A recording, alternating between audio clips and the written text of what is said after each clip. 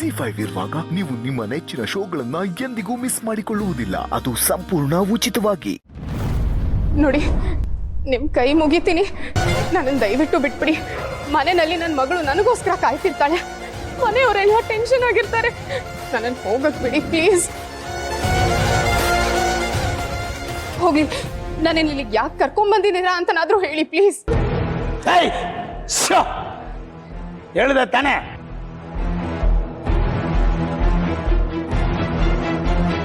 ಗೌಡ್ರೆ, ಅಲ್ಲಿ ನೋಡಿ ಅದಕ್ಕೆ.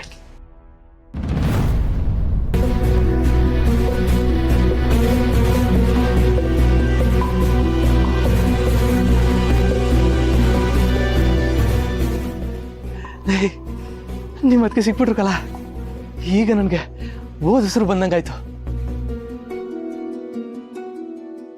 ದೇವ್ರೆ, ನನ್ನ ಮಗಳಿಗೆ ಏನೂ ಆಗದೆ ಇರ್ಲಪ್ಪ, ಅವಳು ಕ್ಷೇಮವಾಗಿ ಮನೆಗೆ ಬರ್ಲಪ್ಪ.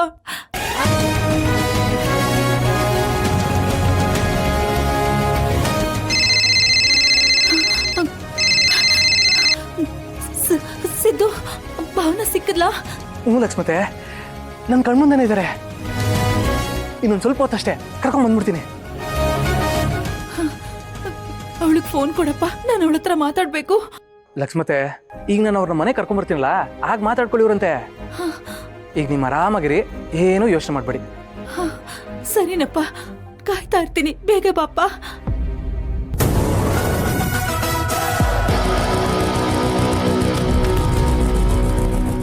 ಗೌಡ್ರೆ, ಈ ಸಾವಿಗೆ ಪಾಕೆಟ್ ನನ್ನ ಮಕ್ಕಳು ಅತ್ತಿಗೆ ನಿಮ್ಮವರು ಅಂತ ಗೊತ್ತಾಗದೆ ಎತ್ತಕೊಂಬಂದಿರಬೇಕು.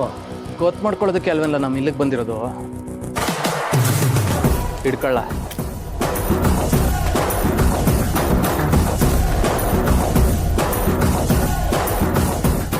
ಮೇಡಮ್ ಅವರೇ, ಯೋಚನೆ ಮಾಡಬೇಡಿ, ಸಿದ್ದೇಗೌಡ್ರು ಎಂಟ್ರಿ ಕೊಟ್ಟಾಗದೆ. ಇದೇನಿದ್ರು ಇಲ್ಲಿ ನಡೆಯೋ ಕತೆನೇ ಬೇರೆ. ಯಾರು ನೀವಲ್ಲ?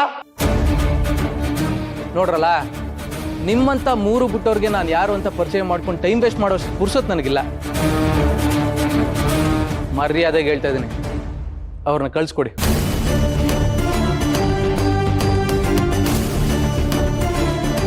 ಇಲ್ಲ ಅಂದ್ರೆ ಕುರುಕ್ಷೇತ್ರನ ಟಿವಿಲಿ ನೋಡಿರ್ತೀಯ, ನಾಟಕದಲ್ಲೂ ನೋಡಿರ್ತೀರ, ಆದ್ರೆ ನಾನು ಲೈವಲ್ಲಿ ತೋರಿಸ್ತೀನಿ. ಮಗ ಯಾರೋ ಬಚ್ಚ ಅನ್ಸುತ್ತೆ. ಇವನ್ಗಿನ್ನೂ ನಮ್ಮ ವಿಷಯ ಗೊತ್ತಿಲ್ಲ.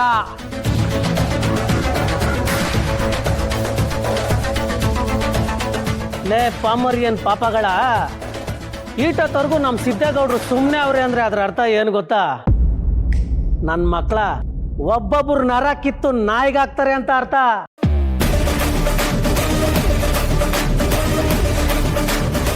ಲೇ, ನಮ್ಮ ಸಿದ್ದೇಗೌಡರು ದಾನ ಮಾಡೋದ್ರಲ್ಲಿ ಕರ್ಣ ಕಣ, ಅದೇ ವಧೆ ಕೊಡೋದ್ರಲ್ಲಿ ಭೀಮ, ಬಲ ಭೀಮ.